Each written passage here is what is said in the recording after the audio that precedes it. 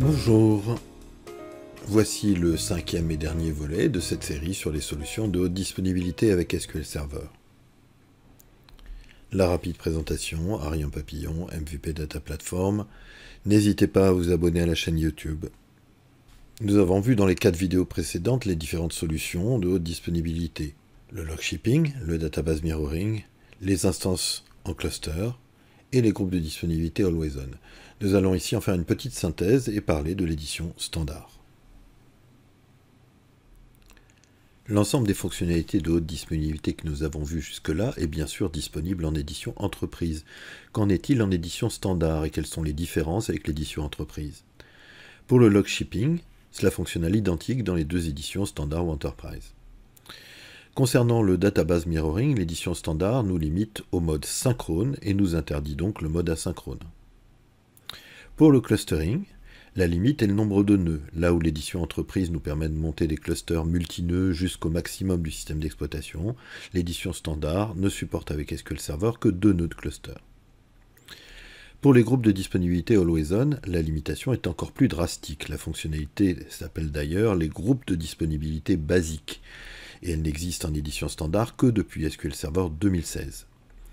Chaque groupe de disponibilité, en version basique, ne peut concerner qu'une seule base, ce qui nous interdit de basculer un ensemble de bases. Rien ne nous interdit de créer plusieurs groupes indépendants, ce qui est tout de même moins pratique, puisqu'il faut tous, à ce moment-là, les basculer les uns après les autres. Les réplicas secondaires multiples sont interdits, on ne peut configurer qu'un seul réplica secondaire, et pas non plus de réplica en lecture, ce qui limite la solution à la haute disponibilité et empêche de s'en servir pour du reporting. Nous comparons ici les 4 solutions de haute disponibilité: log shipping, database mirroring, clustering et groupe de disponibilité Always On. Sur l'aspect de la perte de données en cas de basculement, le log shipping nous fait revenir à la dernière transaction restaurée.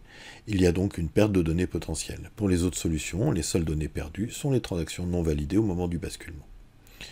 La granularité de la protection est aussi différente. Pour le log shipping et le mirroring, la configuration se fait au niveau de chaque base de données. Pour le clustering, c'est toute l'instance, et pour les groupes de disponibilité, c'est un groupe d'une ou plusieurs bases de données. Sur l'aspect du temps de remise en ligne, toutes ces solutions, sauf le log shipping, offrent un basculement automatique en cas de panne.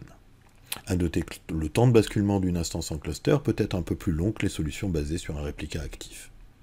Quant à la capacité d'utiliser un secondaire pour de la lecture, le log shipping ne le permet qu'entre 2 restaurations, le database mirroring ne le permet qu'à travers un database snapshot, seuls les groupes de disponibilité permettent un véritable accès en lecture seule.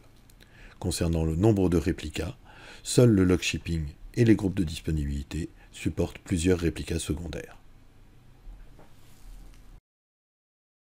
Vous avez somme toute le choix des solutions. Quelle solution allez-vous choisir? Voici quelques questions à se poser. Tout d'abord, éliminons du choix le database mirroring. Ce n'est pas une solution pérenne car il est déprécié dans les versions actuelles. Ensuite, la première chose à regarder est quelle est la version de SQL Server et l'édition que vous utilisez. En particulier, si vous êtes en édition standard, vous avez tout de même les 3 solutions, mais le cluster d'instances SQL Server se limite à 2 nœuds, ce qui peut malgré tout suffire. Les groupes de disponibilité sont en version basique, mais il faut que vous soyez au moins en SQL Server 2016, sinon il n'existe même pas. Le log shipping existe, mais sa fonctionnalité se limite toujours à celle d'un serveur de secours en stand-by. En termes de vraies solutions de haute disponibilité, il n'en reste en réalité plus que 2, à vrai dire.